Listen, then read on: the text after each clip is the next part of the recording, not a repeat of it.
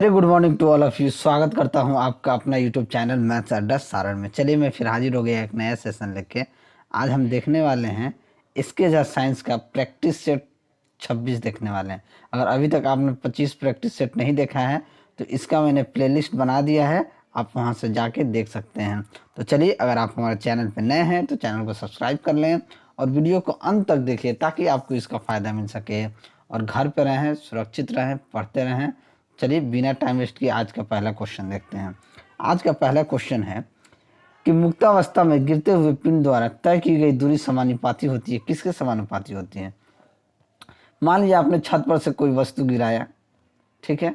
तो जब गिराइएगा तो उसका दूरी क्या होगा? इस बराबर क्या होता है? U g plus half g t square, यही होता है u g plus half g t square. लेकिन यहाँ इनिशियल जो वेलोसिटी होता है क्या होता है? जीरो हो जाता है। तो ये इस बराबर क्या हो जाएगा? Half g t square. तो ये किसके समानुपाती होता है? तो गिरने के समय के वर्ग के समानुपाती होता है। तो ऑप्शन सी हमारा सही आंसर हो जाएगा। चलिए अगला क्वेश्चन देखते हैं। अगला क्वेश्चन दिया गया है कि एक पत्थर एक भवन की छत से छोड़ने पर पृथ्वी की सतह तक गिरने में 4 सेकंड लेता है, तो भवन की ऊंचाई क्या होगी? सेम चीज़ लगाना है। देखिए यहाँ यू क्या हो गया? इनिशियल वेलोसिटी क्या है? यहाँ पे जीरो है, ठीक है। टी हमारे पास कितना है? 4 सेकंड दिया है।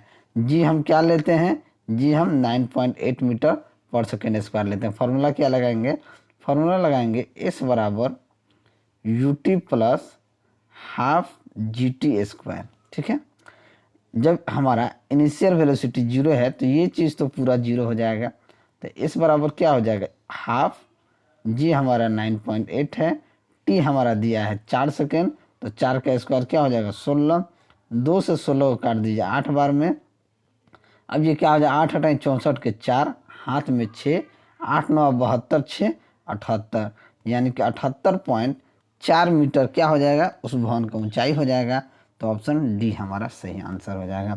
वीडियो अगर भाई लोग अच्छा लगे तो लाइक ज़रूर कीजिएगा। आप लाइक में बहुत कंजूसी करते हैं, बहुत मेहनत करके आपके लिए बनाता हूँ लेकिन आप लाइक भी नहीं करते हैं। ये अच्छी बात नहीं है भाई। लाइक कीजिए ताकि मेरा भी मनोबल थोड़ा सा बढ़ेगा और हम आपके लिए ऐसे ही मेहनत करते रहेंगे, ठीक है। चलिए अगला क्वेश्चन देखते हैं। जब एक गिलास पर रखे गए कार्ड को उंगली से धक्का दिया जाता है तो उस पर रखा सिक्का गिलास में गिर जाता है। यह कथन किस नियम को व्याख्यायित करता है? देखिए ये नियम जो है जड़त्व के नियम को प्रभावित करता है। मान लीजिए एक ये गिलास है, इस पे आपने एक कार्ड रखा है, ये इसको गिलास मानिए, ये गिलास है, इसके ऊपर आपने एक कार्ड रखा है और कार्ड के बीच में आपने एक सिक्का रखा है। जब आप इस चीज़ को इधर से या इधर से कहीं से भी धक्का आराम आराम से दीजिएगा तो कार्ड तो चला जाएगा आगे और ये चला जाएगा नीचे। यही जड़त्व का नियम है, ठीक है। ये किसका नियम है? जड़त्व का नियम है। तो ऑप्शन बी आपका सही आंसर हो जाएगा, ठीक है। चलिए अगला क्वेश्चन देखते हैं।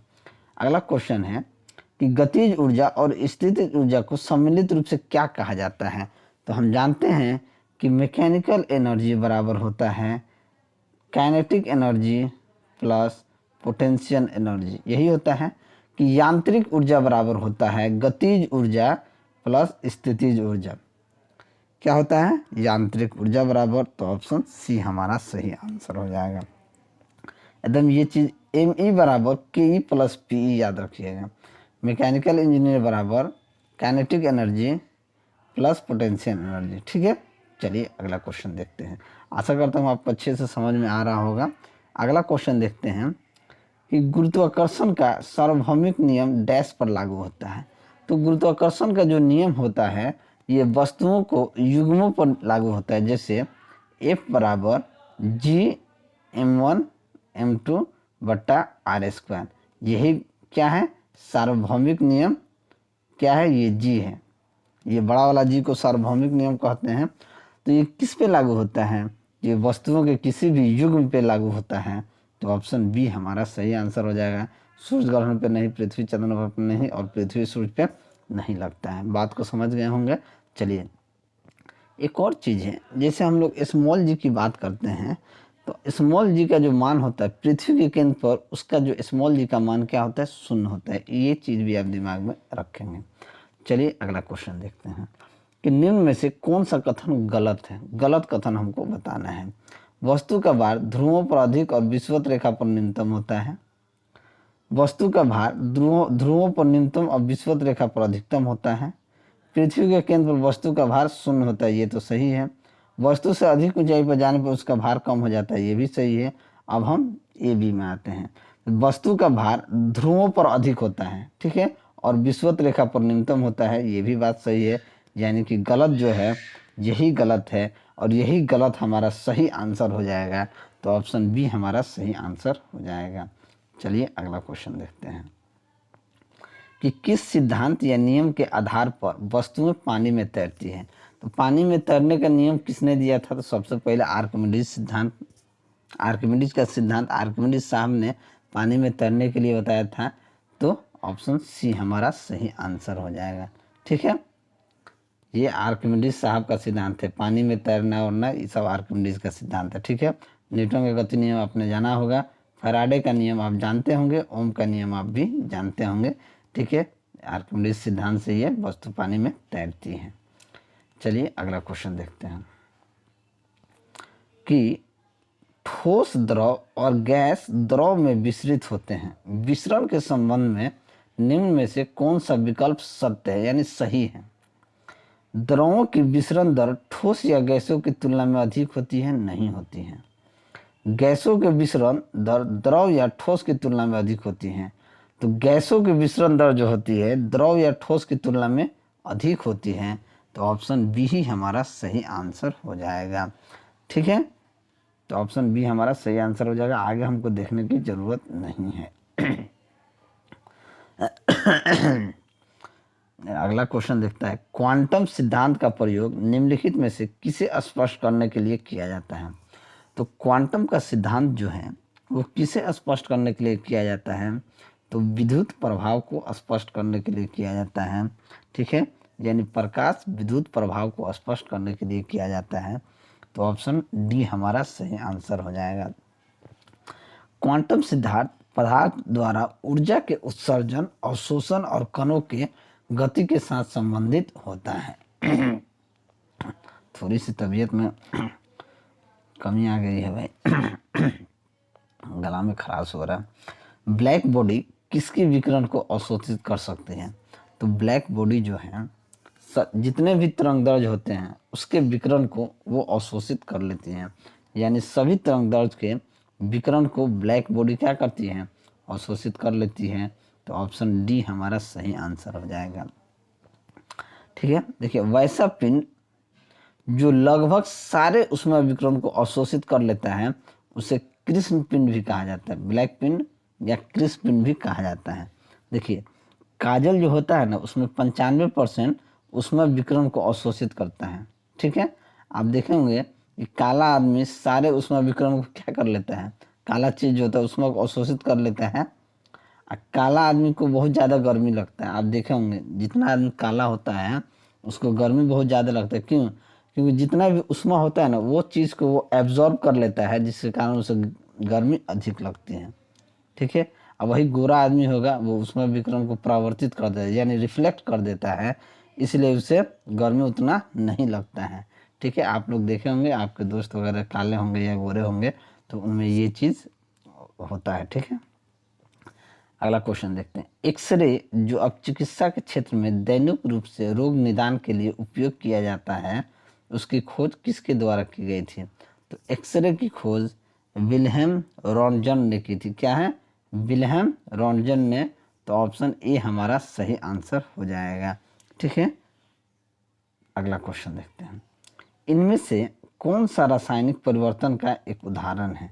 रासायनिक परिवर्तन का उदाहरण है ऊर्ध्वपातन, क्रिस्टलीकरण, निष्क्रियकरण या आसमन। देखिए रासायनिक परिवर्तन का जो कह रहा है तो निष्क्रियकरण जो होता है, निष्क्रियकरण ये रासायनिक परिवर्तन का हिस्सा है। तो ऑप्शन सी हमारा सही आंसर हो जाएगा। देखिए ऊर्ध्वपातन और क्रिस्टलीकरण तथा आश्वासन की बात की जाए तो ये तीनों जो हैं ये तीनों भौतिक परिवर्तन के उदाहरण हैं। क्या है? ये भौतिक परिवर्तन के उदाहरण हैं। आश्वासन विधि द्वारा हम क्या करते हैं, द्रव के मिश्रण को पृथक कर लेते हैं। क्रिस्टलीकरण विधि द्वारा हम क्या करते हैं, अकार्बनिक ठोसों में उपस्थित घटनों को पृथक्करण एवं शुद्धिकरण कर लेते हैं। ऊर्ध्वपातन में ठोस पदार्थ को गर्म करने पे द्रव अवस्था में परिवर्तित कर देते हैं। तो ये सारे भौतिक कारण हैं। और निष्क्रियकरण क्या है, आपका रासायनिक कारण है। तो ऑप्शन सी क्या हो जाएगा, हमारा सही आंसर हो जाएगा। अगला क्वेश्चन देखते हैं। अगला क्वेश्चन है, क्योंकि कार्बन चतुस्संयोजक होने के कारण और उसके सहसंयोजक बंध बनाने के कारण कार्बन डैश दर्शाता है, यानी कार्बन क्या दर्शाता है। तो कार्बन के जो चतुस्संयोजक होने के कारण उसके सहसंयोजक बंध जो क्या होते हैं, वो आपको श्रृंखला बंध को दर्शाते हैं। श्रृंखला, उन लोग का श्रृंखला बंधन दर्शाते हैं। तो ऑप्शन डी हमारा सही आंसर हो जाएगा। देखिए, खुली श्रृंखला वाले हाइड्रोकार्बन को एलिफैटिक हाइड्रोकार्बन कहते हैं, ठीक है। और एरोमेटिक हाइड्रोकार्बन को हम एरिन कहते हैं। क्या कहते हैं, एरिन कहते हैं। अगर कार्बन की अपरूप की बात करें तो हीरा, graphite, cast charcoal, bone charcoal, रक्त चारकोल, ये क्या होते हैं, कार्बन के अपरूप होते हैं। चलिए आगे बढ़ते हैं। अगला क्वेश्चन है, निम्न में क्षार के गुणों के संबंध में कौन सा कथन गलत है। गलत कह रहा है कि कौन सा गलत। तो नीले लिटमस को लाल में बदल देते हैं। क्षार के गुण के संबंध में नीले लिटमस को लाल में बदल देते हैं, यही गलत है। तो ऑप्शन ए ही हमारा सही आंसर हो जाएगा। क्षार में कड़वा स्वाद होता है, क्षार छूने में मुलायम होता है, क्षार विलयन में बिजली संसारित करता है इलेक्ट्रोलाइट। तो ये तो सारे चीज़ होते हैं, लेकिन नीले लिटमस को लाल में क्षार नहीं बदलता है, ठीक है। तो ऑप्शन ए आपका क्या हो जाएगा, सही आंसर हो जाएगा। कथन गलत है ये। अगला क्वेश्चन देखते हैं। विलयन ए पीएच का मान 6 है, विलयन बी का पीएच का मान 8 है और विलयन सी का पीएच मान 2 है।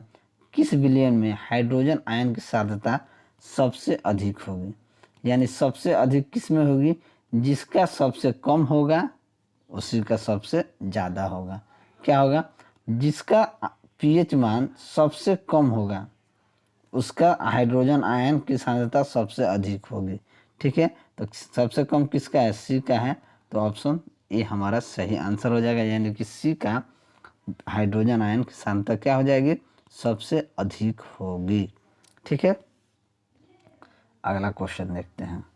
निम्नलिखित में से कौन यह बताता है कि तत्वों के गुण उनके परमाणु संख्या का आवधिक कार्य है, ठीक है। ये कौन बतलाता है, तो मेंडलीफ का आवधिक नियम, आधुनिक आवधिक नियम, ऑक्टेस एंड न्यूटन्स का नियम, या तो ये आधुनिक आवधिक नियम जो है यही तत्वों के गुणों की परमाणु संख्या को बतलाता है, ठीक है।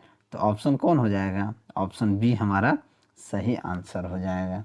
चलिए अगला क्वेश्चन देखते हैं। डैश सीमेंट का एक मुख्य घटक है। तो मुख्य घटक कौन है सीमेंट का, तो SiO2 क्या है, सीमेंट का मुख्य घटक है। तो ऑप्शन सी हमारा सही आंसर हो जाएगा, ठीक है।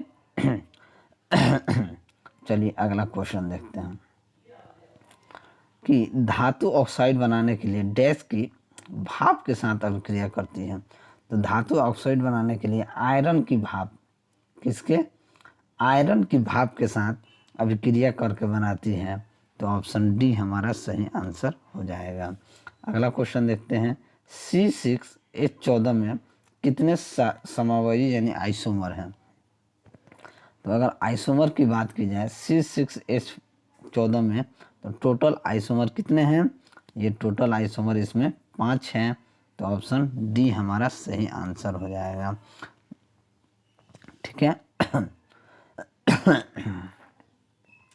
शरीर में लगी चोट की मरम्मत के लिए किस प्रकार के सेल विभाजन का प्रयोग किया जाता है। तो आपका केवल समसूत्रण सेल विभाजन का प्रयोग किया जाता है। तो ऑप्शन ए हमारा सही आंसर हो जाएगा। अगला क्वेश्चन देखते हैं कि किस अवस्था में डीएनए का संश्लेषण होता है। तो डीएनए का संश्लेषण किस अवस्था में होता है, G1 phase, G2 phase, S phase या कोई नहीं। तो डीएनए का संश्लेषण S फेज में होता है, जिसके फलस्वरूप क्या होता है, यह मात्रा दोगुना हो जाती है। तो इस फेज ऑप्शन सी हमारा सही आंसर हो जाएगा।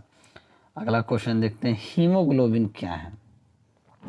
हीमोग्लोबिन क्या है? पौधों की पत्तियों में पाए जाने वाला पदार्थ नहीं, बोन मैरो में पाए जाने वाला पदार्थ नहीं, मानव रक्त में पाया जाने वाला पदार्थ होता है। तो ऑप्शन सी हमारा सही आंसर हो जाएगा। अगला देखते हैं कि मानव शरीर में पसलियों के कितने जोड़े हैं। तो मानव शरीर में पसलियों की 12 जोड़ी होती हैं, अर्थात 24 होती हैं टोटल। तो जोड़े की बात की गई है तो 12 होती हैं। तो ऑप्शन सी हमारा सही आंसर हो जाएगा। चलिए अगला क्वेश्चन देखते हैं। देखिए टोटल 24 होती है, जोड़े की बात की गई है तो यहाँ पे हम 12 जोड़े बताएं, ठीक है। चलिए अगला क्वेश्चन, डाई हाइब्रिड संकर क्रॉस में विपर्यासी लक्षणों की डैश जोड़ी पाई जाती हैं।